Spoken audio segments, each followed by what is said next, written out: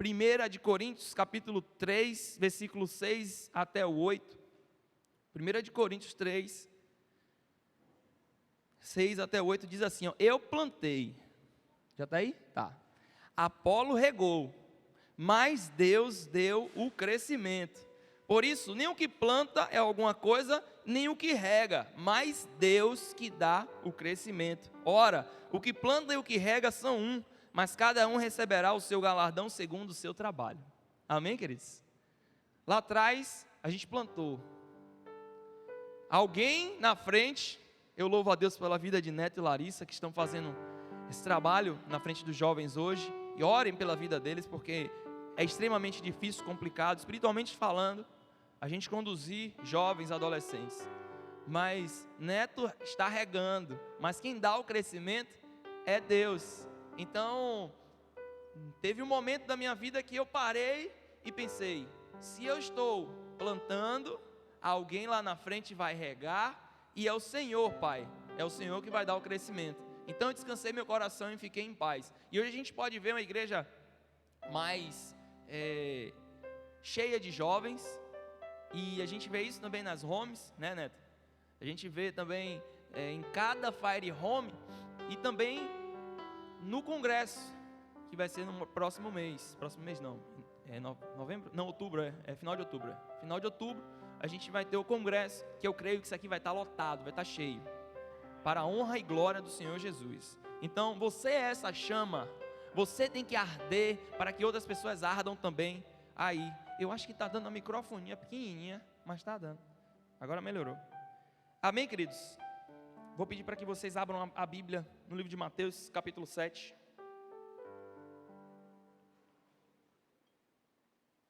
Para quem não me conhece, eu sou Felipe. Acho que todos não, alguns não me conhecem.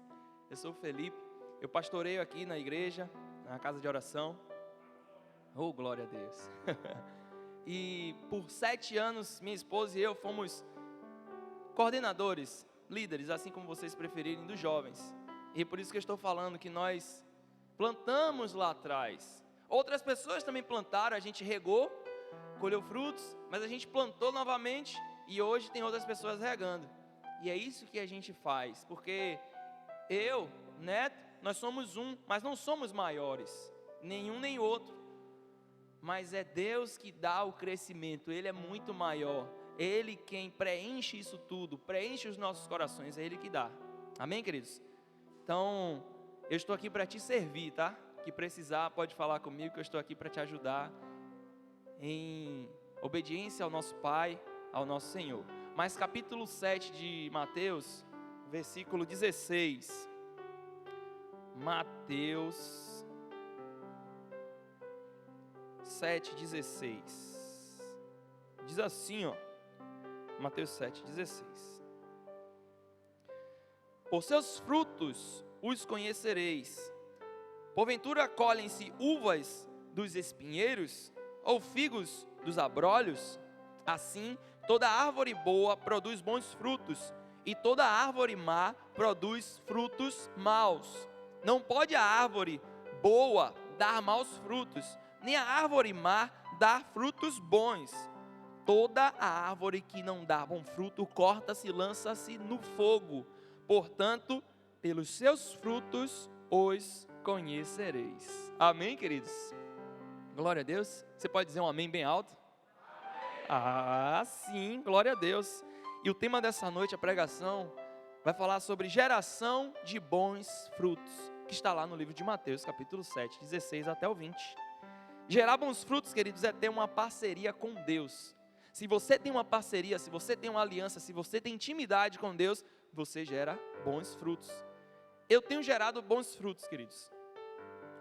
Mas não é porque eu estudei, porque eu trabalhei, não é porque eu me empenhei, não. É pela misericórdia e pela graça de Deus.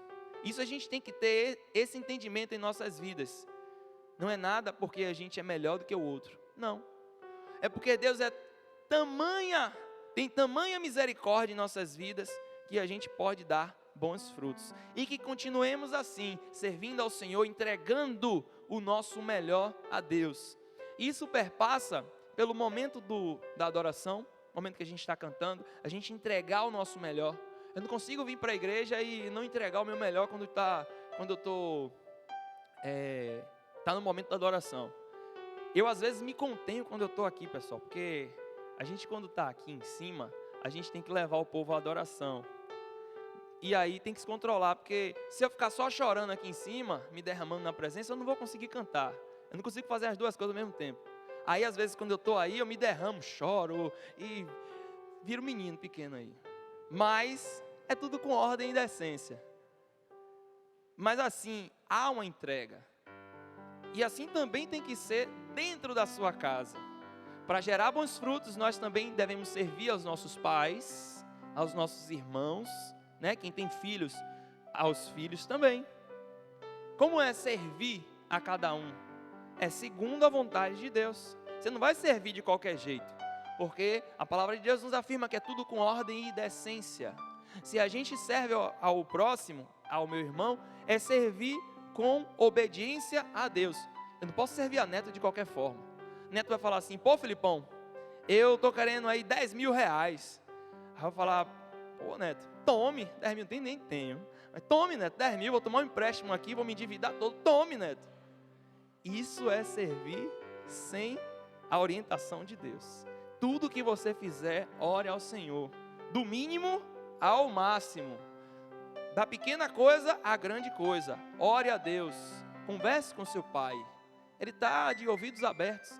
A palavra diz, o salmista fala: clamei ao Senhor, Ele se inclinou para ouvir o meu clamor. Deus é tão grandioso, tão majestoso, mas Ele se inclina, Ele não se apequena, Ele se inclina para ouvir o nosso clamor. Nós que somos falhos pecadores, mas quando a gente abandona e deixa, alcançamos misericórdia de Deus. E foi o que eu falei lá no início. Nós não somos super crentes, super isso, super aquilo. Nós temos a misericórdia de Deus, Isaías, que chega em nossas vidas e pode nos limpar, nos purificar. Quando temos um coração alegre, esperançoso em Cristo, quando entregamos o terreno do nosso coração, esse terreno automaticamente, Simone, se torna fértil. Por quê? Quando a gente vai para a roça, né? Aqui em Salvador não tem muito isso, mas quando a gente vai para a roça, a gente vê o fazendeiro não, mas é o agricultor, a pessoa que está cuidando lá, ele vai primeiro limpar tudo. Ele limpa, ele tira tudo aquilo que pode causar uma dificuldade para que aquela semente que ele vai plantar tenha dificuldades para crescer. Então assim, a gente deve entregar o nosso coração, nossa vida, para que o Espírito Santo possa limpar. Mas isso a gente tem que entregar e falar assim: a minha vida pertence a Ti, Jesus. Não é entregar e depois falar: ó Deus, essa parte aqui do terreno o Senhor limpa, mas essa outra parte aqui, ó, tem muita sujeira, e eu até gosto dessa sujeira, eu quero permanecer. Não, entregue tudo. O terreno ele tem que ser todo planado, todo limpo, para que a semente que vem da palavra seja plantada no seu coração, possa germinar, florescer e frutificar. E aí é que damos frutos assim por um. Porque quando eu recebo essa boa semente, deixo que o meu coração seja aberto, seja transformado pelo Espírito Santo, eu consigo pregar para 1, 2, 3, 4, 5. Eu consigo pregar, Simone, mesmo sem falar. Eu consigo pregar com as minhas atitudes. Isso é ter um coração limpo. É um coração que Deus ele pode efetuar e trabalhar de forma livre. Não é um coração duro, que não foi quebrantado ainda, que eu falo assim, ó, eu até vou para a igreja, mas aquela baladinha, aquela festa, eu ainda quero ir. Ah, eu até leio a Bíblia, mas aquela bebida forte que a Bíblia diz que eu não tenho que beber, eu ainda estou bebendo. É deixar, é se lançar, porque para gerar bons frutos, nós temos que ter um coração voltado para Deus. Ter experiências com Deus perpassa por isso. A aliança com Deus é assim que se forma. Eu lembro que quando eu me converti, queridos, foi interessante que eu tive um sonho. Eu ia falar, tive um sonho dormindo. Mas às vezes a gente sonha acordado também, né? Não tô errado. Mas eu tive um sonho dormindo que eu voava. E é uma experiência maravilhosa. Eu não sei vocês, mas quando eu sonho que eu estou voando, parece que eu estou nadando nos ares. Neto, você nunca sonhou que estava voando? Ah, tá. Você fez uma cara assim. Eu acho que 90% daqui já sonhou que estava voando. Né? É bom demais, né? Aí parece que você está nadando nos ares.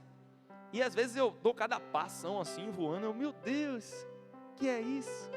E aí eu sonhava que eu estava voando e passando por cima de uns prédios. Só que quando eu olhava para baixo, tinha algo que tentava me conduzir para baixo, tentava me puxar para baixo. Só que eu tinha medo e não queria. Eu ficava assim, com meu coração aflito, dentro do sonho, coração aflito. Eu, eita, esse bicho vai me pegar, parecia um monstro. Eu falava, esse bicho vai me pegar, esse bicho vai me pegar. E aí eu tentava, voava um pouquinho mais alto, um pouquinho mais alto. E aí o bicho desaparecia. Aí quando eu estava com o coração mais confortado, quando a minha guarda baixava, eu baixava também o meu voo. O meu voo começava a baixar e o bicho começava a se aproximar. Esse monstro começava a se aproximar. E eu, meu Jesus amado, eu olhava para cima e sentia uma paz quando eu voava mais alto. Quando eu voava mais alto, eu me distanciava do bicho, do monstro, e me aproximava da paz. E ficava nesse, descia, subia. E teve um momento que eu falei assim, não, basta. Agora eu não quero mais voar baixo, eu quero voar alto. E aí comecei a voar alto, mais alto, mais alto. Aquela paz foi tomando conta do meu coração. Aí recém-convertido eu não entendia mais ou menos o que estava acontecendo. Aí um belo dia, passou um tempo, eu, depois de ter acompanhado algumas coisas, lendo a palavra, indo nos cultos e vivenciando aquilo com Deus, quando a gente é recém-convertido, a gente recebe um poder assim sobrenatural, que a gente, né, quer estar o tempo todo ali na casa. Aí eu tomando banho, Deus me trouxe à mente aquele sonho. E eu fechei o olho assim, lembrei do sonho, lembrava, e eu fechando o olho, hoje eu lembro nitidamente como aconteceu o sonho. E aí Deus me mostrou que quanto mais eu subia, eu estava mais próximo do Senhor e me afastava da presença do inimigo, das coisas mundanas.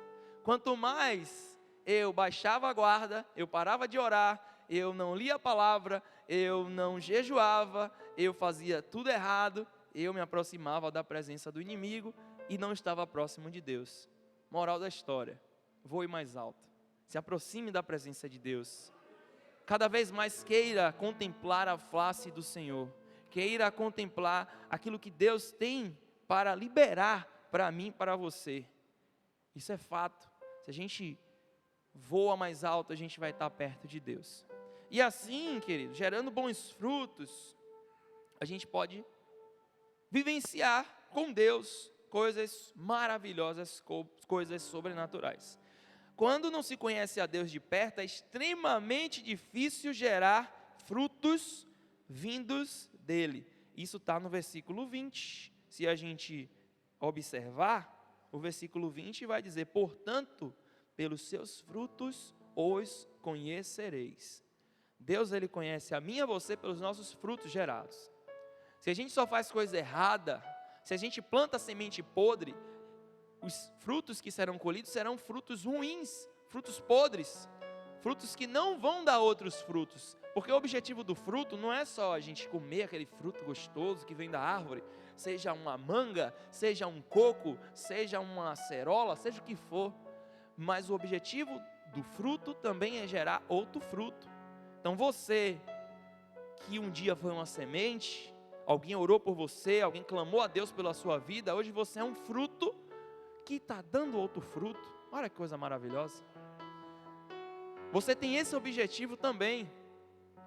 Você não está vivo apenas para satisfazer a sua vontade ou apenas de uma outra pessoa, mas primeiramente satisfazer a vontade de Deus e gerar outros frutos, propagar a palavra, proclamar o evangelho e gerar bons frutos. Mas para isso eu me aproximo de Deus, para que a essência do Senhor seja sobre a minha vida. Então, a gente pode observar isso claramente com a história de Jó. A história de Jó. Jó era um homem reto, correto? Jó era um homem leal, correto? Mas tinha alguma coisa que afastava a intimidade dele com Deus. Começo do livro de Jó, ele sofre horrores. Eu estava ontem pregando lá na IBAC, lá em Cosme de Farias. Foi uma bênção, um congresso de jovens lá, está acontecendo. Aconteceu ontem e hoje será amanhã, o último dia. Uma bênção de Deus. E aí eu estava falando assim, o livro de Jó, ele pode ser transformado numa série. E Jó sendo não é anfitrião não, é o protagonista da história. Ele vai ser um cara que vai sofrer do primeiro ao último capítulo.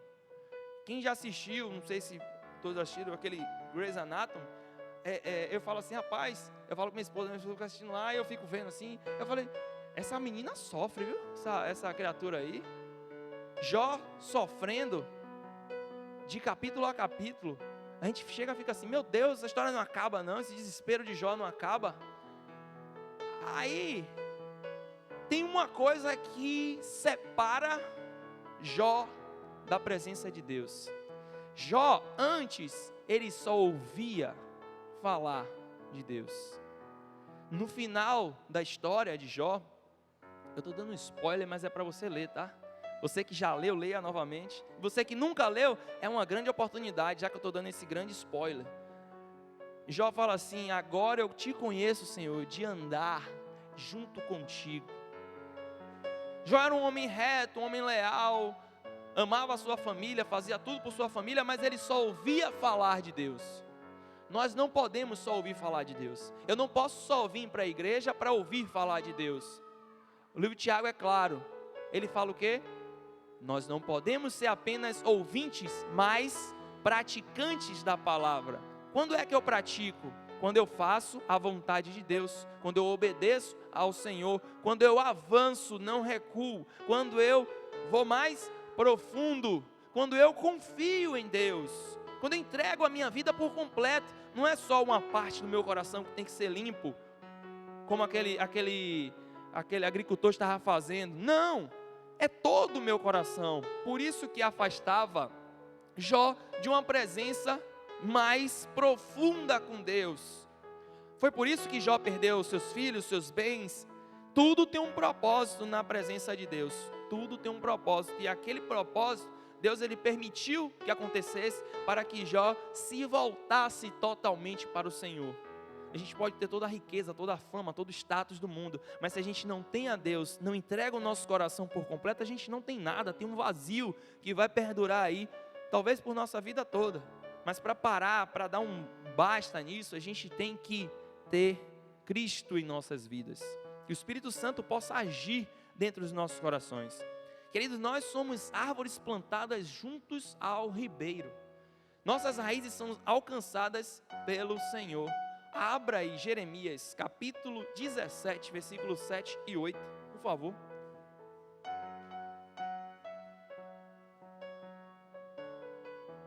Jeremias.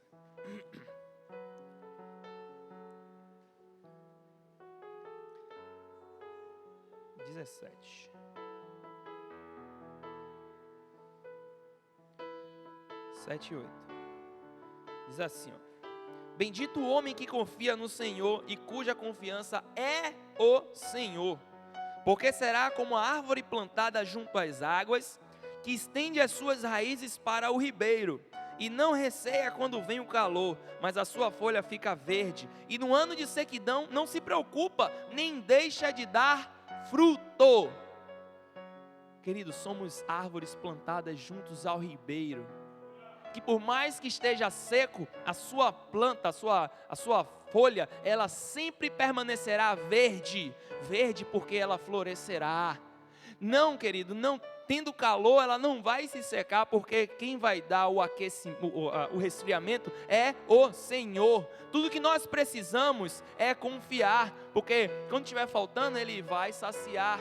Quando tiver demais, Ele vai estreitar. Então, se a gente confia, se a gente derrama nossas vidas aos pés do Senhor, nós encontraremos paz, nós encontraremos respostas. E a resposta vem, querido. Quando a gente menos espera, quando a gente menos imagina, a resposta de Deus vem. A gente clama, a gente suplica, a gente fala: Deus, eu estou desesperado, Senhor, eu não aguento mais, eu estou exausto. Mas a resposta virá no momento certo. E hoje eu quero compartilhar com vocês uma parte do meu testemunho. Algo que eu vivi desde 2008, vamos dizer assim. Deus, Ele fez coisas surpreendentes na minha vida para que eu percebesse que a presença dEle era a única coisa que mais importava para mim. Se eu tivesse a presença de Deus na minha vida, todas as outras coisas seriam acrescentadas, como diz em Mateus 6,33. Buscai primeiramente o reino de Deus, a sua justiça, e as demais coisas serão acrescentadas, querido. Quando eu me converti, essa palavra ela martelava no meu coração, e eu pensava: puxa, eu não tenho nada, mas se eu tenho a Deus, eu tenho tudo. Eu estou sozinho, mas se eu tenho a Deus, eu sou a maioria. E aquilo martelava no meu coração, porque buscar o reino de Deus, a justiça dEle, tudo que Ele queria para a minha vida era o que mais importava, para que eu tivesse paz, uma paz que não existia antes de conhecer a Cristo, de me envolver, de entregar, de firmar a aliança com Ele. Não existia paz, e eu acredito que com vocês também foi assim. Não existia paz, a paz que excede todo o entendimento, a paz que perpassa aí ódio, rancor, ira, ou até a paz que o mundo diz que dá. Não é verdade? A paz de Deus ela vai exceder todas as barreiras. Abacuque 1, versículo 2. Abacuque. Aleluia, Jesus. Só Tu és santo, Pai. Abacuque depois de Naum, capítulo 2, capítulo 1, versículo 2 até o 4. Eu clamava a Deus no momento da minha angústia e procurava respostas sem conseguir ouvir, sem conseguir ver. Mas aí Abacuque 1, 2 diz assim: até quando, Senhor, clamarei eu, e Tu não me escutarás? Gritar-te-ei, violência, e não salvarás. Por que razão me mostras a iniquidade, e me fazes ver a opressão? Pois que a destruição e a violência estão diante de mim, havendo também quem suscite a contenda e o litígio. Por esta causa a lei se afrouxa, e o juízo nunca se manifesta, porque o ímpio cerca o justo, e o juízo se manifesta torcido. Contextualizando, Abacuque, ele vivia numa situação bem complicada, o reino estava dividido, Israel e Judá. Abacuque era um profeta, a gente conhece como um profeta menor, mas foi um profeta muito importante para trazer conserto para aquele povo, o povo de Judá. O povo estava cada vez mais desobediente, né? O povo de Israel e de Judá, depois que se dividiram, permaneceram nessa desobediência contra o Senhor, não faziam a vontade de Deus, e muitas coisas terríveis estavam acontecendo ao redor desse profeta, Abacuque.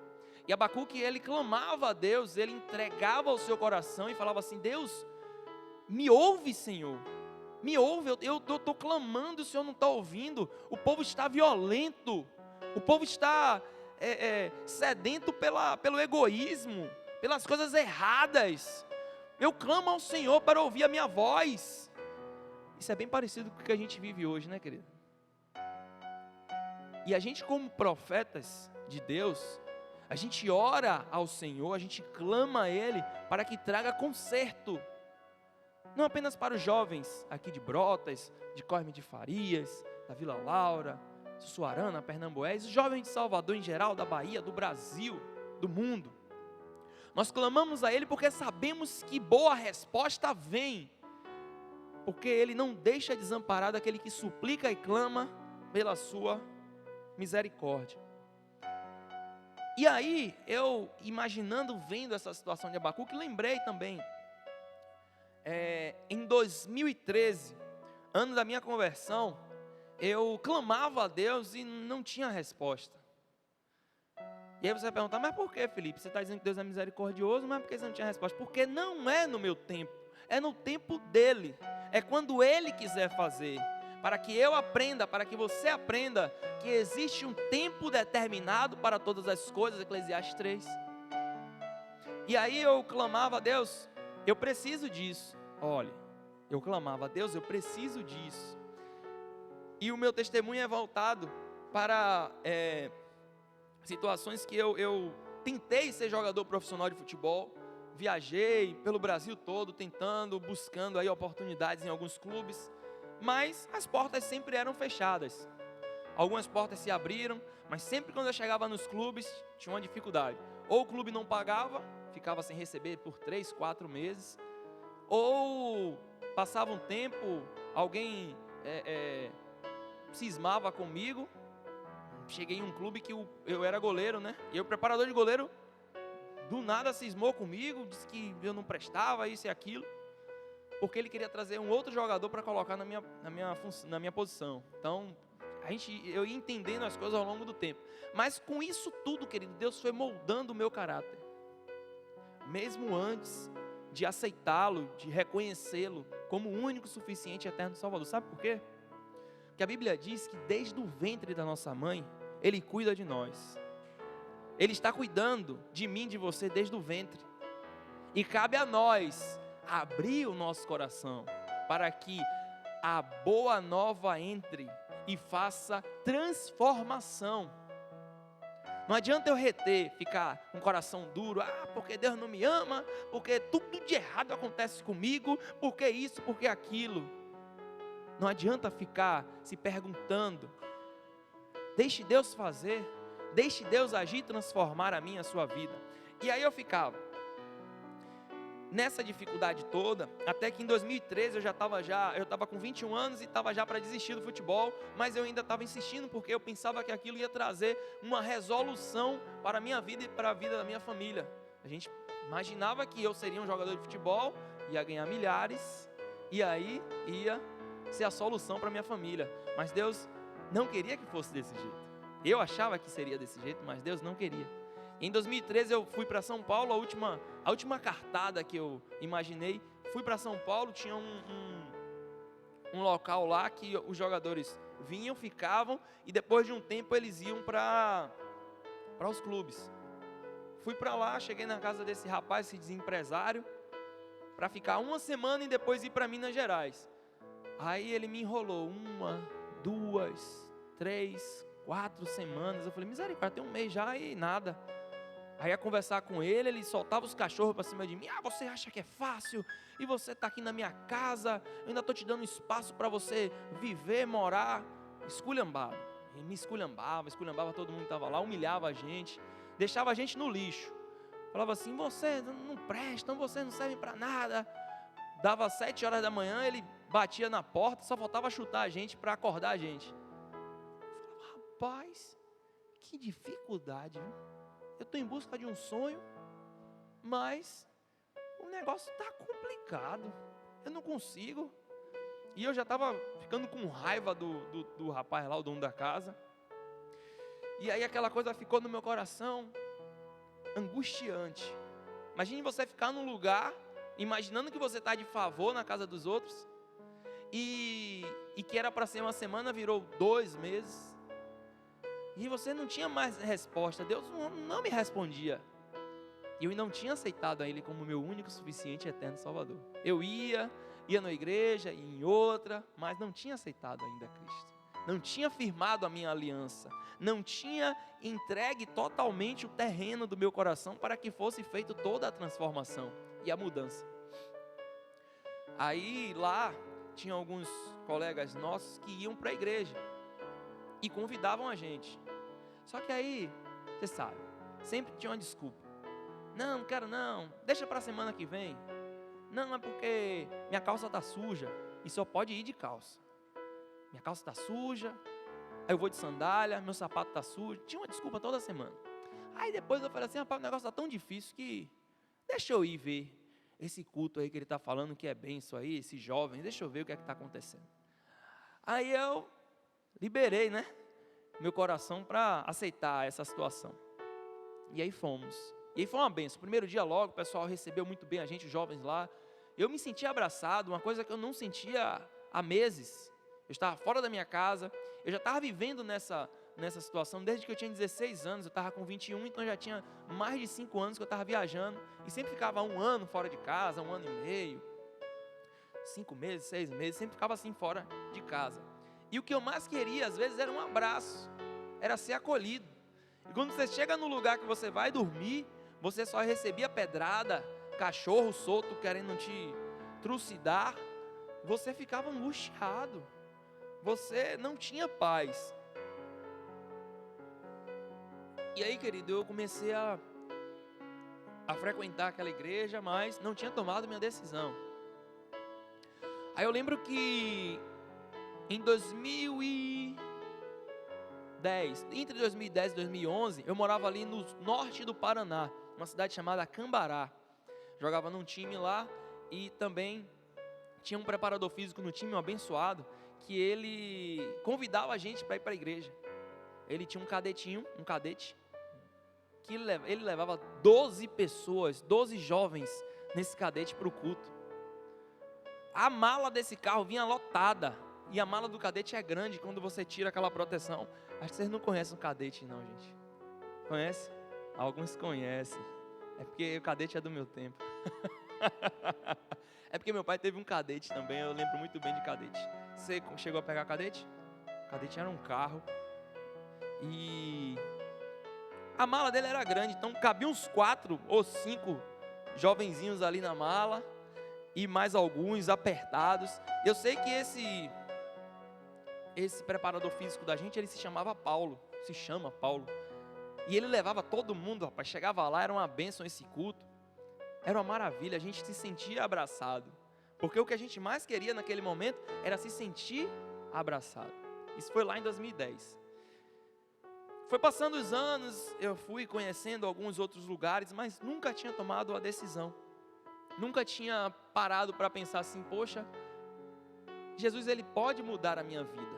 Jesus pode transformar a partir do momento que eu libere o meu coração para ser transformado.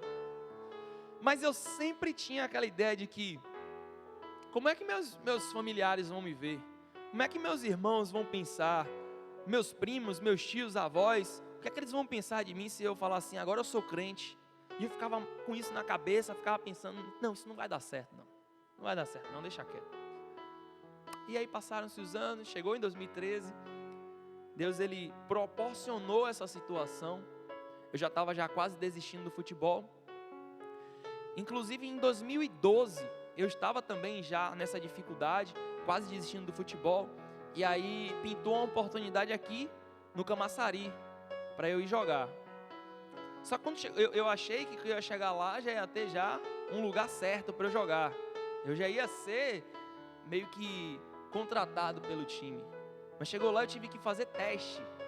Aí eu fiquei mais chateado ainda. Eu já estava numa idade que já tinha feito vários testes em vários clubes e aquilo para mim já era chato. Eu já não aguentava mais para ir para os clubes fazer teste. E aí, na época eu morava com meus pais, eu falei, não, eu não vou. É para fazer teste. Aí minha mãe conversou comigo, meu filho, calma, não é assim. Abra seu coração, veja como é que vai funcionar e tudo. Aí eu, tá bom, eu vou. Aí fui. Aí chegou lá, nesse teste eu fui muito bem e fui aprovado no teste para ficar no clube. Aí fui conhecer o presidente do time, porque o Camaçari na época era dividido. Tinha um Camaçari profissional, que era um presidente que ficava lá em Camaçari, e o Camaçari sub-20, o time da base, era o time júnior, que ficava em Dias Dávila. Aí eu estava indo para ficar no time júnior, sub-20, de Dias Dávila. Quando cheguei lá, querido, para conhecer o presidente do time, o homem era pastor. Aí eu falei, rapaz, esse negócio me persegue, viu? Esse negócio de crente aí me persegue. O homem é pastor. Vamos para frente. E aí eu fiquei no Camaçari por 4 meses. E o pastor Evaldo, ele ele é pastor ali da primeira igreja batista de Jardim Dávila.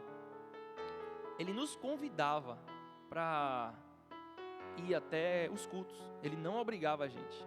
Ele nos convidava, nos levava para o culto. E aquilo era uma maravilha. Eu me sentia abraçado. Não estava tão longe da minha família, estava um pouquinho mais próximo. Toda semana eu vinha pelo menos um dia. Mas aquilo fazia uma diferença na minha vida. Eu me sentia acolhido. Então lá também eu tive a oportunidade de conhecer um pouquinho mais a palavra de Deus em 2012. Aí eu vou pular para 2013, o ano da minha conversão.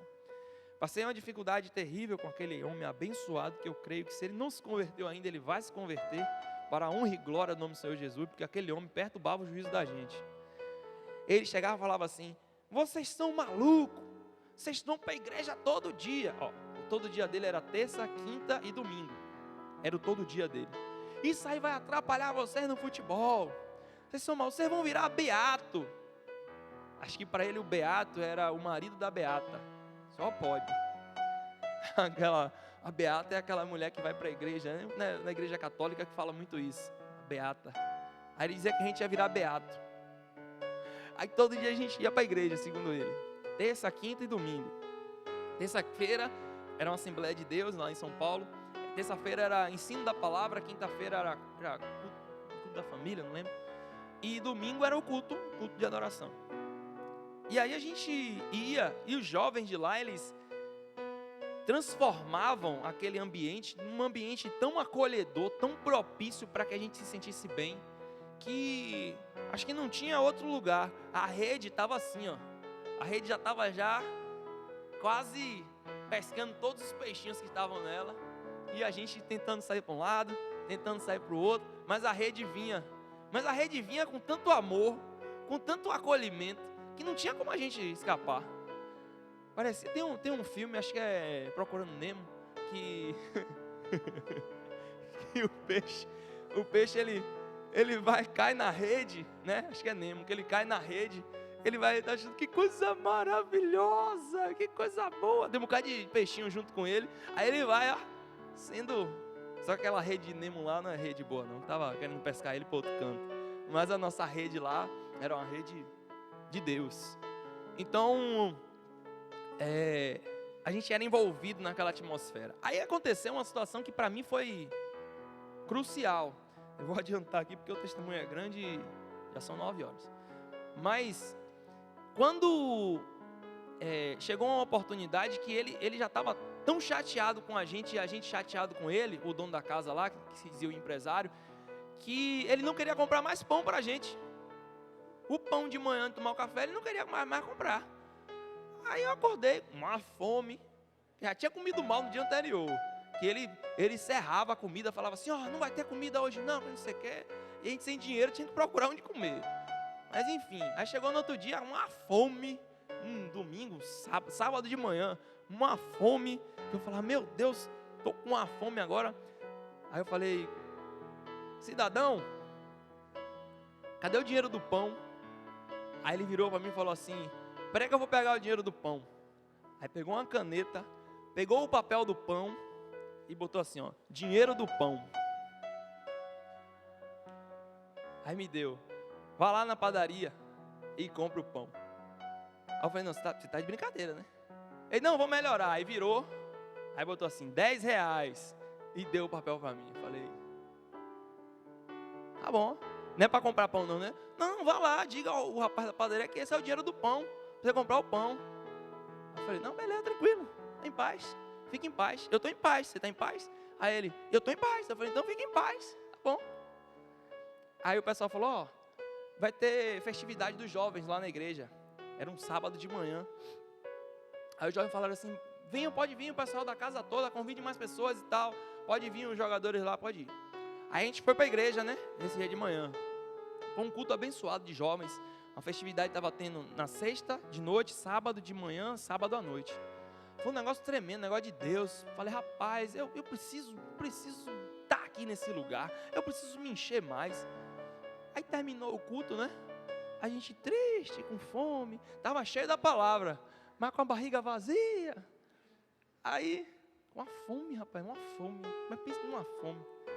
E pensando naquele dinheiro do pão ainda. o papel de pão que ele botou. Aí eu falei, misericórdia, Deus, o que é que eu vou fazer agora? Fico que nem Abacuque, Deus, eu clamo e o Senhor não me ouve. Aí quando a gente já estava indo embora, imagine, você com fome indo embora. Aí o irmãozinho falou assim, ei, jovens, venham cá. Aí a gente, oi, não acabou o culto não? Ele, não, é porque, vamos lá em cima que o pessoal chamou vocês lá em cima. Aí lá em cima? Foi, vai lá em cima que o pessoal está chamando. Meus irmãos, quando a gente abriu a porta daquele lugar, eu nunca vi tanta comida na minha vida. Eram uns 7, 8 tipos de bolo diferentes.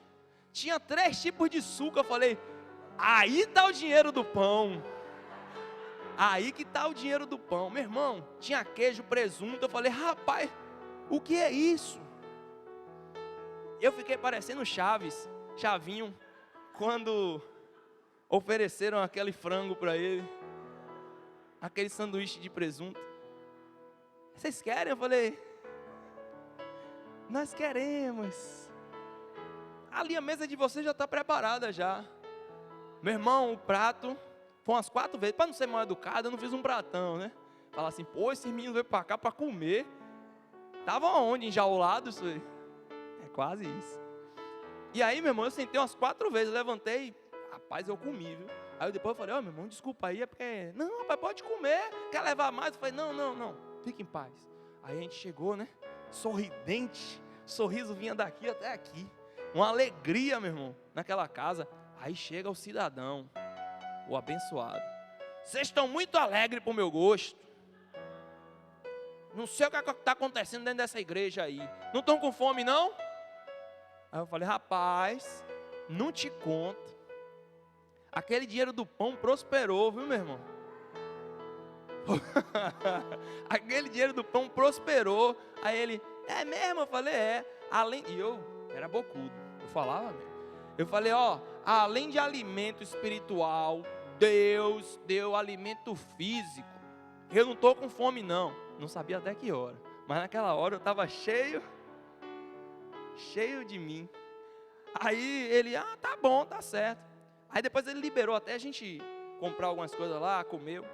Mas o que eu quero falar, queridos, brincando, mas entendendo que Deus, Ele responde na hora que Ele quiser.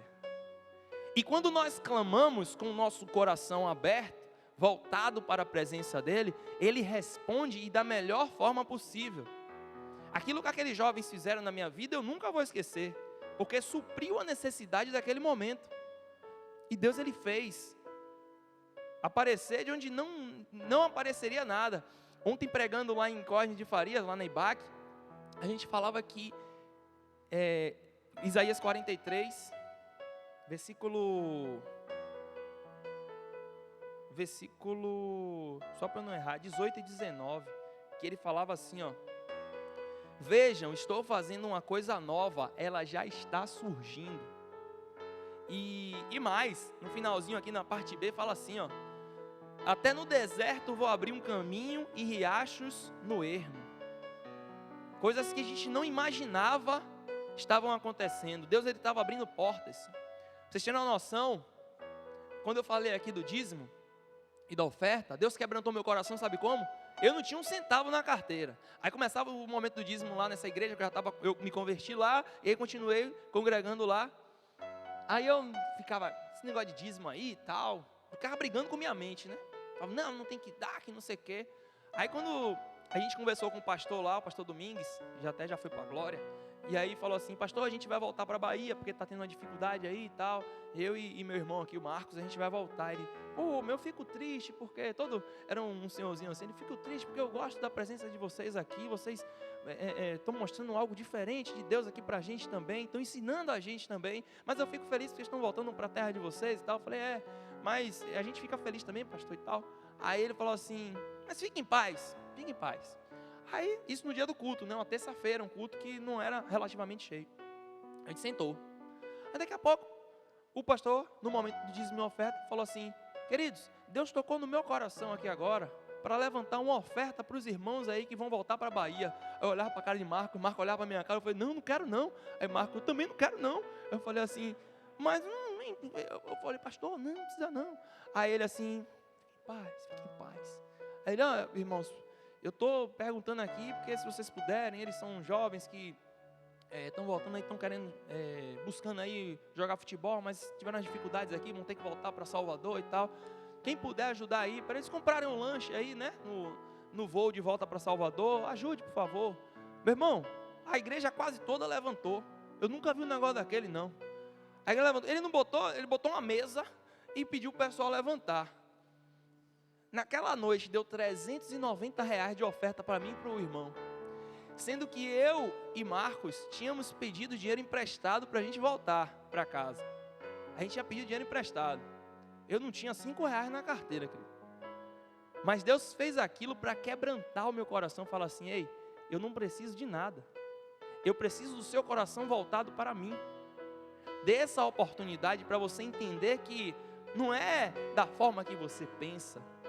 Não é da forma que você vai querer agir, mas sim da minha forma. Eu vou moldar o seu caráter. Eu vou fazer conforme a minha vontade, que é boa, é agradável, é perfeita.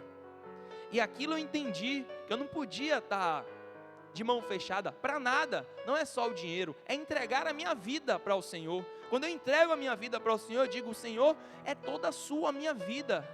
É todo teu, meu coração. O meu coração é teu, Senhor. E eu preciso disso. E aí, querido, o pastor Domingos ainda falou assim, rapaz, eu pedi para vocês, que Deus pediu aqui, né, para vocês ofertarem, para os irmãos comprar um lanche, um misto. Os irmãos vão comer caviar no avião desse jeito, porque deu quase R$200 para cada um. Foi praticamente o dinheiro da passagem de volta da gente. Então, Deus, Ele transforma vidas. Ele tira aquilo que a gente pensa, acha que é certo, na transformação dEle. No deserto, Ele mostra o caminho. Onde não tem nada, é vazio, Ele transforma em riacho. Então, querido, a transformação vem dessa forma. E aí, para finalizar, que eu já estou 9h15, eu ainda vou trabalhar hoje, querido. Mas glória a Deus por isso. Vou pegar o roteiro daqui a pouco, mas Ele vai me esperar. Eu vou finalizar. E aí Deus, Ele transformou a minha vida. Deus, Ele abençoou e cuidou em todo o tempo. Ele me plantou próximo a Ele. E também Ele nutriu como um ribeiro à beira do rio. Para que eu pudesse gerar esses bons frutos. Isso está lá em Gálatas 5, 22 e 24, não precisa abrir não. Mas é a geração de bons frutos. Eu vou convidar o Ministério de Música para subir. Mas eu quero que você entenda nessa noite que quem transforma é o Senhor.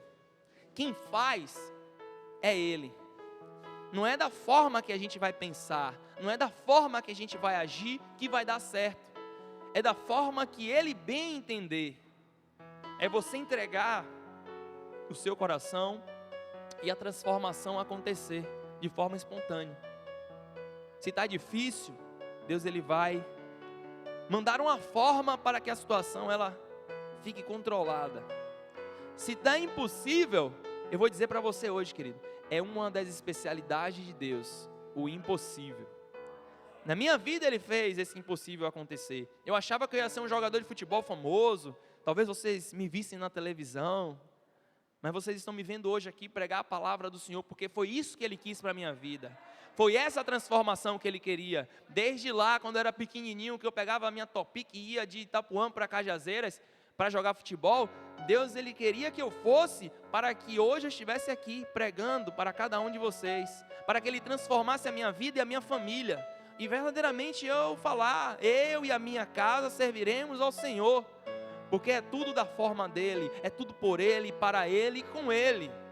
E se a gente não entender isso, a gente não consegue viver uma vida de retidão com Deus, uma vida aliançada com Deus, para assim gerarmos bons frutos.